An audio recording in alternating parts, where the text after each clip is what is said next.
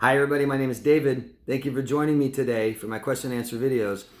For those of you who are new here and don't know what I'm doing, I try to help people heal and grow from all kinds of different trauma, specifically emotionally trauma mostly, specifically from narcissistic abuse, emotional abusive relationships in childhood. So if you think I'm benefiting you or I can benefit anybody else, would you mind subscribing to my channel and voting up or down? And you can hit the notification bell if you want to be notified when my videos come out every week. I'd appreciate that. Thank you very, very much. All I ask, if you guys ask questions, just leave me your locations, okay? I'm answering questions from last Monday, and anybody have a question, go down below, ask the question, give me your location, I'll answer it next week in next week's Q&A. Thank you very much. So, as you guys know that do tune in here every week, I like to recommend something that helps us grow and heal from different kinds of emotional abuse. And it could be devices to help you have better posture or better sleep or things for anxiety. I recommend a lot of books. This week is another book. I read this book just recently. It's been recommended to me by many different people. And I finally took Adrian's recommendation. Thank you, Adrian, to read this book. And I love it. It's great. To heal from things that hurt in our past, we must understand it. Best way to understand things is get tons of different perspectives, right? Looking at something from one perspective is only that side of it. And it's very difficult for us to do this on our own, maybe impossible, by ourselves. We get different people's perspectives, and that's why professional help can be so valuable, okay? Here's the book, The Drama of the Gifted Child: How Narcissistic Parents Form and Deform the Emotional Lives of Their Talented Children. This is by Alice Miller. She published this in 1982. She's also revised this in, I believe, 1995, I think. And if you guys are interested, I'm going to leave a link down in the description box to Amazon for the paperback. It is $10.25. I'm also going to put a link down below for the YouTube channel that has the audiobook for free, if you guys are interested in that. I like audiobooks lately. I used to read a lot, and just staring at computer screens all the time and reading fine print all the time, your eyes start, right? So I love the audiobooks. This book she dives into neglected and abusive childhood. We aren't that far away from narcissists, guys. I get the questions all the time. Why do I track narcissists? Why are narcissists attracted to me? We're not that far away from them, okay? In the sense that how we grew up, lots of neglect, lots of abuse. We are programmed to be there for our parents, guys. Okay, we're in these relationships because that's our programming. Our parents had us there for them, not for us, not to form our own self. We were there for them, okay?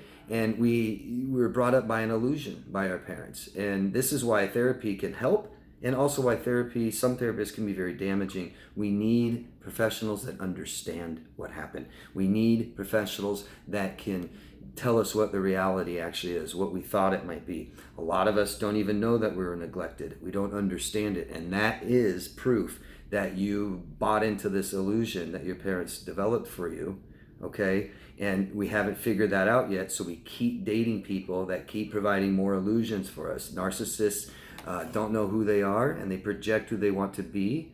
They don't have a true self, okay? So, they start gaslighting us. They start projecting their BS on us, and we buy it. We soak it in. We take it. We accept it, okay? And in cognitive dissonance, we need to know what the truth is. We heal by the truth, by understanding what really happened, okay?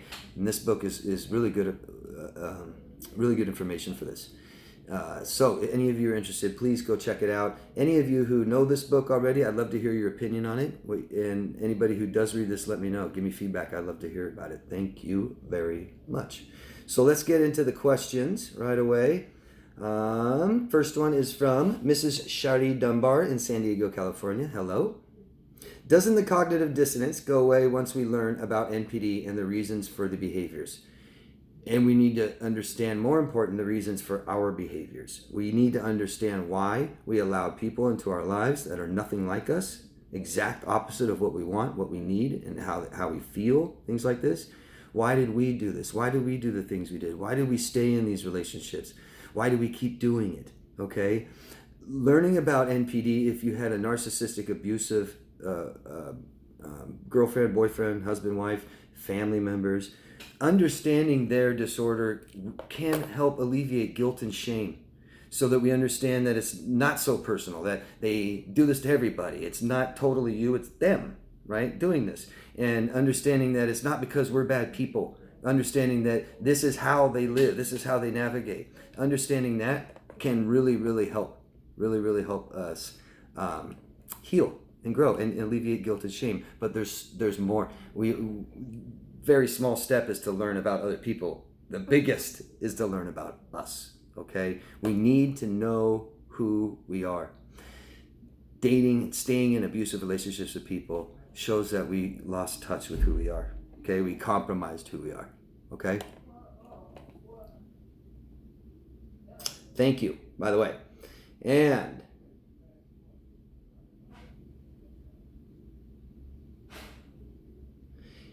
from Craig. Hello, Craig, from North Carolina. Why do narcissists never admit any wrongdoings? Because they have their entire value of who they are, since they don't know, and they have a value to people and themselves. Their value has been built on wrong or right. Wrong or right. Wrong or right. They have not developed a true self, and they have never finished developing into emotional adults. So they're children, emotional children, right? And they have tons of shame, tons and tons of shame. Neglect and abuse and everything that ever hurt and doesn't make sense creates shame. I'm a bad person, or low self-worth, okay? And that's what they have. These people have tons and tons of shame, and they're not even aware of who they are. They're not aware of their childhood. They deny themselves. They cut off who they are because they're so ashamed of who they are. A lot of times it's hard for people to see their shame. They cover it up. They cover it up with grandiosity, ego, okay? They cannot let you see the true person they are. They're so ashamed of who they are. They have cut it off a long time ago in adolescence. And they lack major, major awareness of this. They're not aware they do this. Okay? Any peep into how bad a people they are. Shame means you're a bad person. They cannot allow themselves to be bad in any way. Or it peeks right into their shame. It busts right through their grandiosity egos. And it says, I'm a bad person. I'm a bad person. They can't say, they can't be vulnerable and even ask truly for what they want and need. They don't even really know what they want and need. But they can't be vulnerable and ask because you might say no. It's easier to manipulate, make you do it, make you think it was your idea. They, even an apology, I'm sorry, it makes you vulnerable, doesn't it? Right? When you apologize, you guys may not be aware of it that much because we're not so scared to be vulnerable. People like us, I think, like you, Craig, we're vulnerable too much all the time in emotionally unsafe situations. We're still vulnerable when we shouldn't be, right? Remember the times at the end of the relationship when it's so bad and we finally just say, screw it, and you're almost begging, please, just be nice to me. We're so vulnerable, right? So vulnerable. And we haven't taught ourselves, we haven't learned how to protect ourselves. Our parents forced us to be there for them. They didn't teach us not to be vulnerable. They taught us to be vulnerable all the time for them. And never think about ourselves, never protect ourselves. Didn't teach us how to remove ourselves from danger. They created dangerous situations growing up. And we have tried to adjust, but we've been programmed to keep doing the same thing, to live the illusion. Hope that helps. Thank you, Craig. They basically don't want you to see who they really are. They can't be vulnerable. And so I can't make mistakes, right? They want to be perfectionists. They believe that life is about striving for perfection. When you see people say this and quotes like this, lots of quotes out there like this, extremely narcissistic. It's saying, I value what I do. And that means I judge people on what they do. And people that judge people judge themselves. They don't allow themselves to make mistakes. Okay, I gotta be perfect. It's either perfect or I'm a failure, right? And they don't.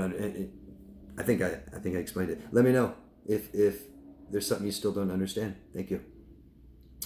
Dr. Ammybayer from Kenya. Hello. Says he's also a YouTuber who focuses on discussing narcissists. Your question, what do you think is the most sensitive or real issue affecting narcissism and narcissism? What is the root cause of narcissism that we should discuss more? And that is every step of child development is crucial in becoming an emotional adult. Okay? They did not have these steps. They are still emotionally children. And they cannot be vulnerable. They won't let you see that. They can't. I think my last question should help you understand what I'm saying. But totally blocking off who they are as children. Totally, completely blocking off who they are, creating tons of shame, lacking full awareness, completely lacking awareness. And so the root, how did you ask it? What is the most sensitive or real issue affecting narcissism? That's it. Never becoming fully developed adults, carrying around tons of shame, believing that they're horrible people, and completely blocked that off. Sometime usually in adolescence, completely blocking off who they are at all. And they don't know, and they lack awareness of this. And they have a personality disorder, so that means that they don't think they have a problem, that this is how you live your life. Okay? So exposing that shame in any way or manner is extremely scary for them. Vulnerability is extremely scary for them. They won't do it. They won't do it. You'll notice if a narcissist is with you and they ever did feel vulnerable at any point, some of their behaviors after that is lashing out, running away, right? Silent treatment, discard, and then blaming and accusing you of being bad. You're the bad person, right? Because do you see that? They won't accept themselves. They won't accept that part of themselves. They'll project it onto you. I cannot accept myself, and that's what happened, is their parents never accepted who they truly are at all. They were there for their parents. I hope that makes sense. Please keep asking me if it doesn't. Thank you. Next question is from Connie. I don't know where you are from, Connie. I don't think you say. Please tell us your locations, everybody. You might have said it earlier. Thank you, David. It's so odd. He won't communicate with me over anything to clean up the financial situation of the end of the marriage. Ghosted our son and grandbabies, yet sulks and mopes around my mother and stepdad. He doesn't want me. Discarded me, and I divorced him quickly once I recognized him for the manipulative man he was. Why won't he go away? So, Connie asked me earlier in this. I don't have it saved here, but Connie's ex will have nothing to do with her, will not talk about the divorce, any financial matters, is completely denying their children and grandchildren, right? But he is constantly in contact with her parents, her mother and father. And why? You want to know why? Well, I don't know him, right? But typically, if he's a narcissist, it's pretty easy to judge or to guess why. He won't accept himself, and he knows that you no longer do. Okay? Remember I was talking about that just a minute ago? They won't accept who they are. And you won't accept any longer. You won't accept who he is. And this failure of, I think you were married, the relationship, the failure of this, he's now not talked to his children and grandchildren. It makes it extremely hard for him to ever do that again. It's just causing more and more shame.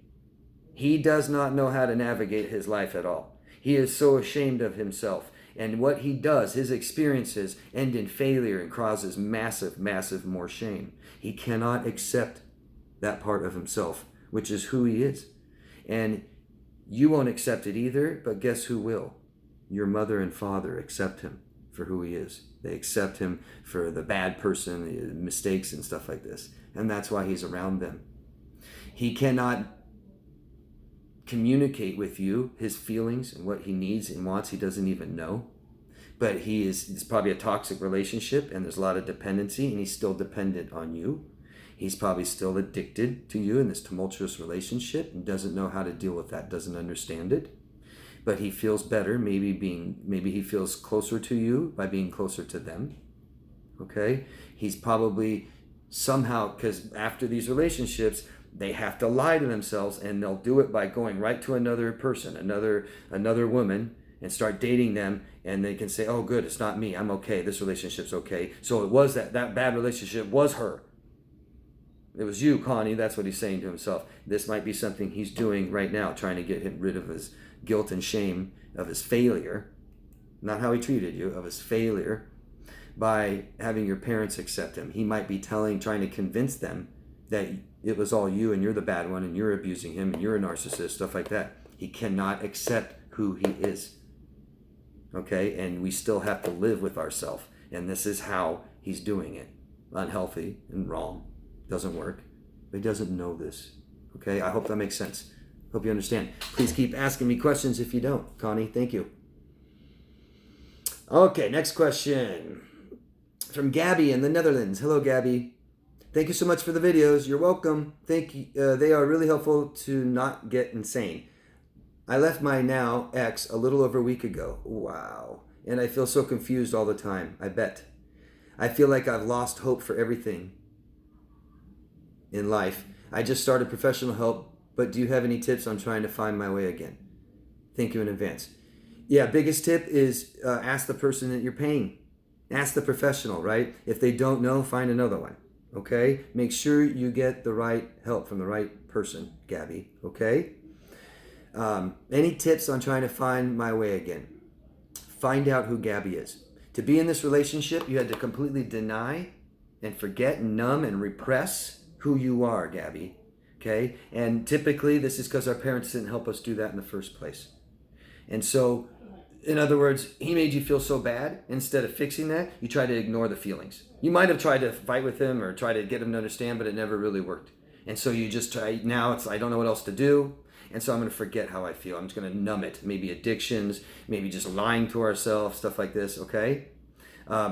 Gabby, you probably value, I'm imagining you value, your values are probably some morals, right? If you value respect, right? He probably disrespected you for years. You have to totally compromise that part of yourself too. We've lost ourselves, Gabby, so we need to find out who we are. Be very, very in touch with who we are.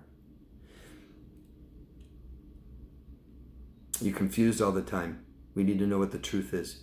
We need to heal from the truth.